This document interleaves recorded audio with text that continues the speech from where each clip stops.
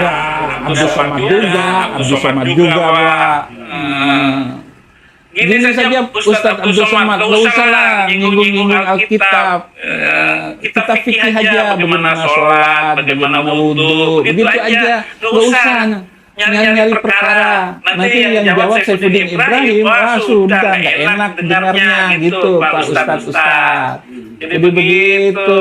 Jadi tidak ada nama Nabi Muhammad ataupun kata-kata yang memungkinkan bahwa itu tanda-tanda Nabi Muhammad, ciri-cirinya tidak ada. Ya, shalom teman-teman yang terkasih, dimanapun kita berada, semoga kita dalam keadaan sehat dan kita terus diberkati oleh Tuhan Yesus. Ya teman-teman, dalam video kali ini merupakan sesuatu yang sangat spesial, karena dalam isi video ini merupakan video dari seorang muqtadin yang sangat terkenal, yang sangat luar biasa, yang sangat paham, ahli tentang ajaran agama Islam, yaitu Pak Saifuddin Ibrahim. Di mana dalam cuplikan video tadi kita melihat bagaimana tantangan yang disampaikan kepada Ustadz Abdul Somad, karena Ustadz ini sering menyinggung isi Alkitab. Bahkan banyak para Ustadz atau apologetik Islam yang sering menyinggung isi Alkitab. Bahkan mereka ini mengatakan bahwa nama Nabi Muhammad tercatat dalam Alkitab. Maka dari itu Pak Saifuddin ini menantang Ustadz Abdul Somad untuk berdebat. Nah, bagaimana video selengkapnya, tantangan yang diberikan, yang disampaikan oleh Pak Saifuddin Ibrahim, mari kita sama-sama saksikan cuplikan video berikut ini. Selamat menonton. Tuhan Yesus memberkati.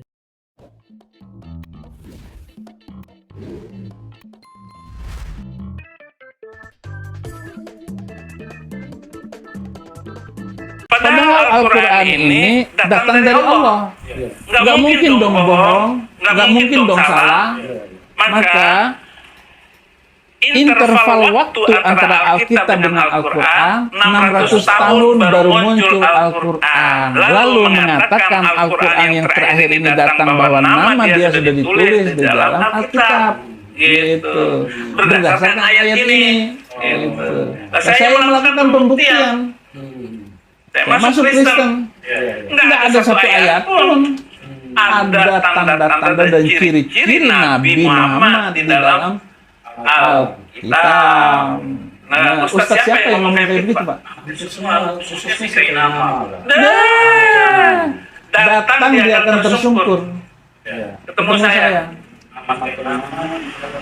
Ya, Abdul Somad juga, Pak.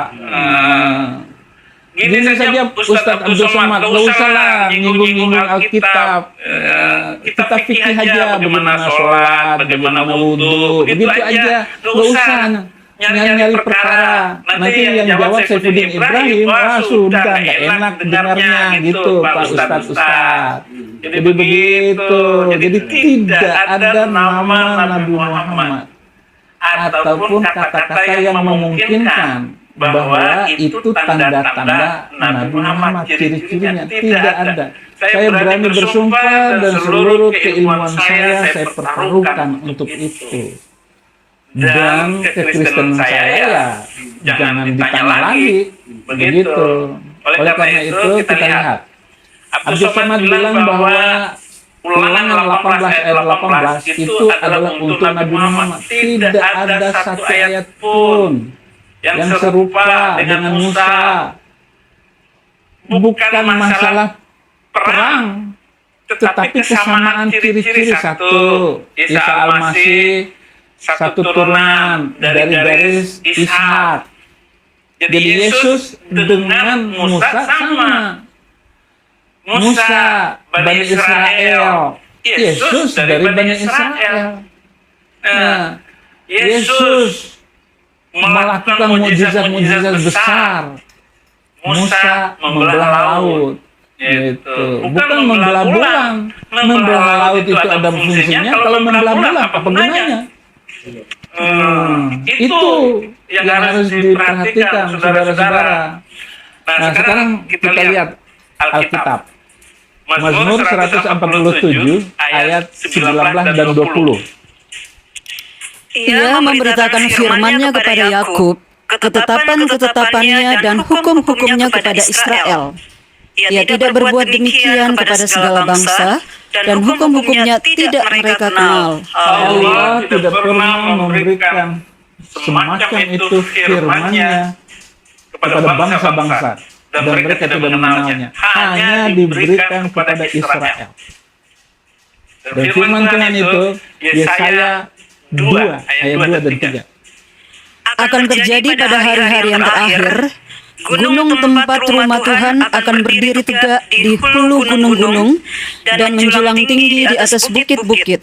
Segala bangsa akan berduyun-duyun ke sana, dan banyak suku bangsa akan pergi serta berkata, "Mari kita naik ke gunung Tuhan, ke rumah Allah Yakub, supaya Ia mengajar kita tentang jalan-jalan-Nya, dan supaya kita berjalan menempuhnya. Sebab dari Sion akan keluar pengajaran dan firman Tuhan dari Yerusalem."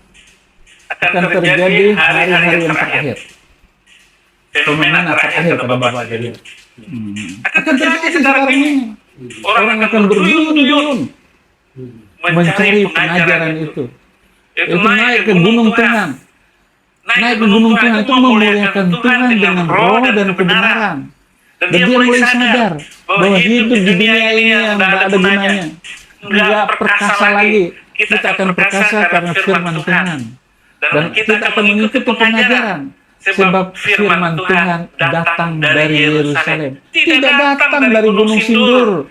Tidak datang dari Gunung Bromo. Datangnya dari Yerusalem.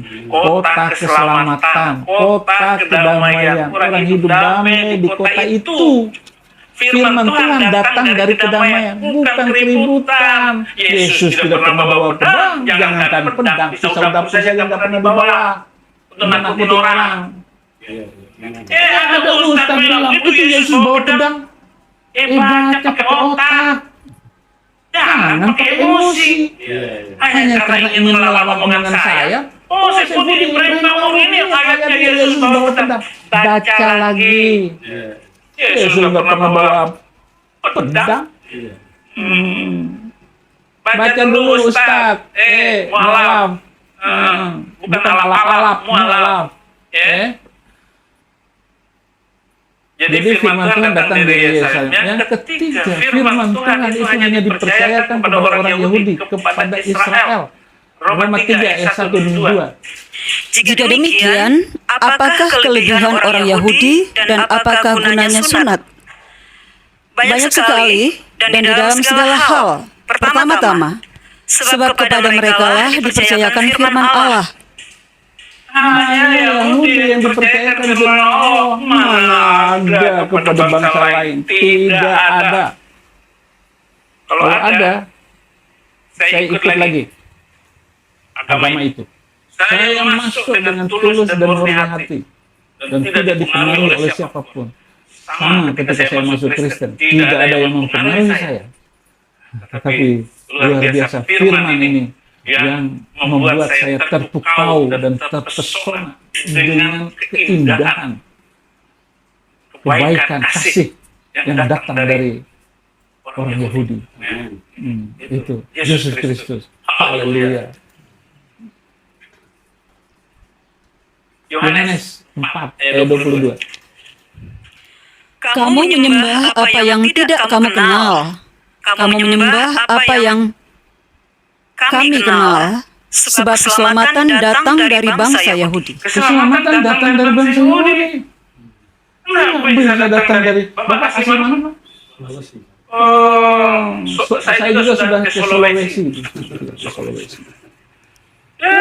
Tidak datang dari Sulawesi.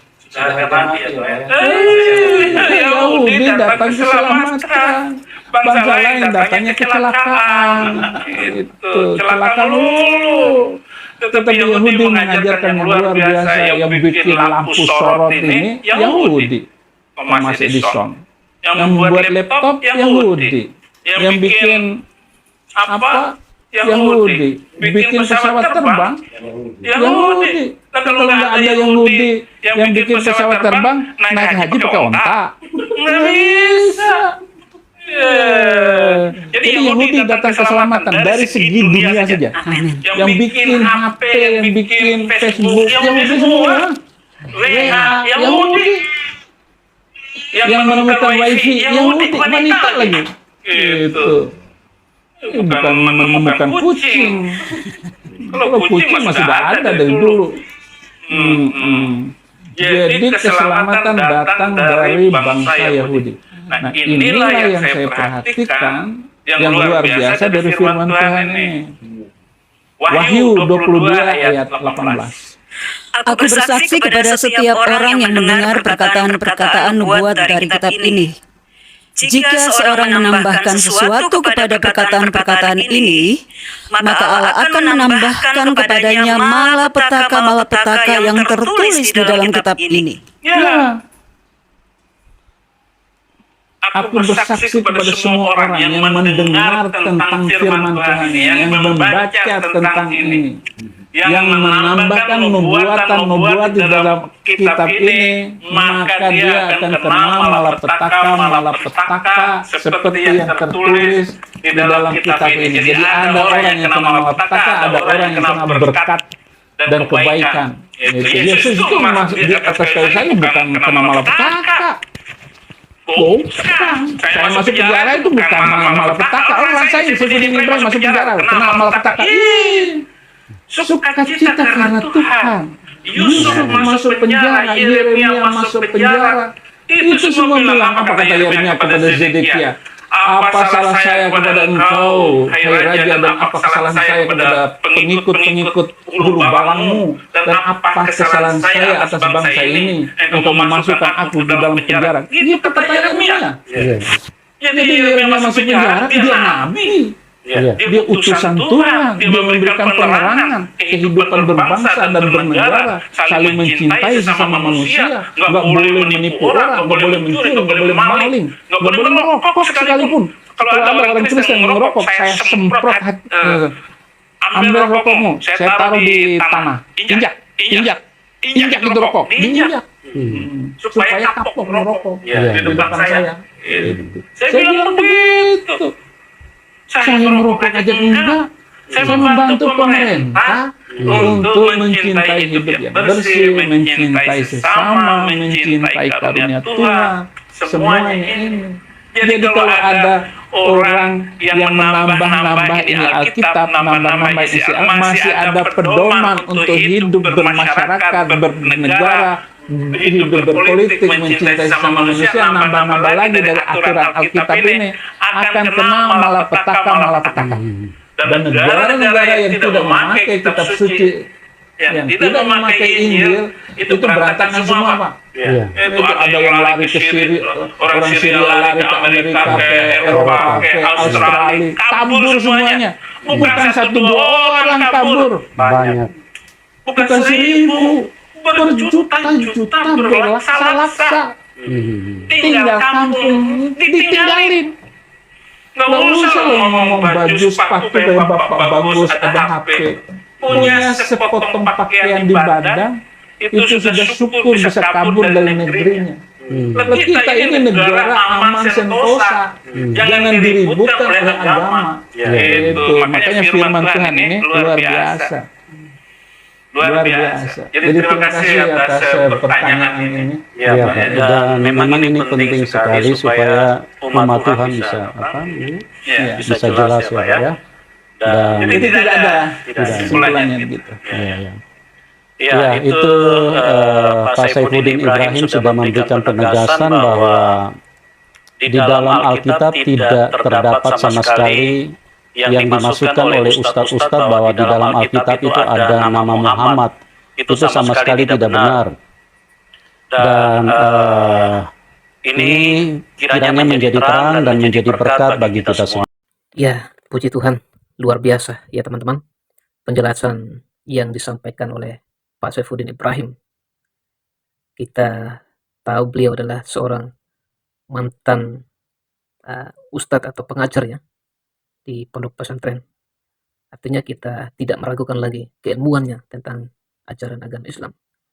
Dia sangat paham, sangat tahu tentang ajaran agama sebelumnya, maka beliau berani menantang Ustadz Abdul Somad untuk berdebat. Ya teman-teman, ada satu firman Tuhan yang saya mau bagikan bagi kita semua dalam Yesaya pasal 2 ayat 2 sampai ayat yang kelima. Demikianlah firman Tuhan. Akan terjadi pada hari-hari yang terakhir, gunung tempat rumah Tuhan akan berdiri tegak di hulu gunung-gunung dan menjulang tinggi di atas bukit-bukit. Segala bangsa akan berduyun-duyun ke sana, dan banyak suku bangsa akan pergi serta berkata, "Mari kita naik ke gunung Tuhan, ke rumah Allah Yakub, supaya Ia mengajar kita tentang jalan-jalannya, dan supaya kita berjalan menempuhnya. Sebab dari Sion akan keluar pengajaran dan firman Tuhan dari Yerusalem. Ia akan menjadi hakim antara bangsa-bangsa, dan akan menjadi wasit bagi banyak suku bangsa. Maka mereka akan menempa pedang-pedangnya menjadi mata baja, dan tombak-tombaknya menjadi pisau pemangkas. Bangsa tidak akan lagi mengangkat pedang terhadap bangsa, dan mereka tidak akan lagi belajar perang. Hai kaum keturunan Yakub, mari kita berjalan di dalam terang Tuhan." Wah, luar biasa. Ya teman-teman, kiranya melalui penjelasan yang disampaikan oleh Pak Saifuddin Ibrahim dan juga firman Tuhan yang sudah kita dengarkan bersama, boleh menjadi terang, boleh menjadi berkat bagi kita. Dan tentunya kita juga terus menjadi berkat, menjadi terang, menjadi saksi Kristus dimanapun kita berada. Supaya banyak suku bangsa, banyak orang yang percaya kepada Yesus Kristus sebagai Tuhan dan Juru Selamat mereka. Terutama kepada keluarga, kawan dan kenalan kita. Supaya mereka juga mendengarkan kabar baik. Dan banyak jiwa-jiwa yang datang kepada Tuhan. Dan kita percaya bahwa tidak ada yang mustahil bagi Tuhan. Tidak ada yang tak mungkin bagi Tuhan. Ketika kita sungguh-sungguh percaya dan kita yakin, maka semua akan berjalan sesuai dengan kehendak Tuhan. Ya teman-teman, saya ucapkan terima kasih juga kepada semua yang sudah support perkembangan channel ini dengan cara like, komen, subscribe, dan juga sudah share. Kiranya Tuhan memberkati kita semua. Saya berharap teman-teman berkomentarlah dengan bijak, dengan baik, supaya kita juga boleh menjadi berkat bagi orang lain. Kiranya Tuhan Yesus nantiasa memberkati kita semua dari saat ini sampai selama-lamanya. Shalom.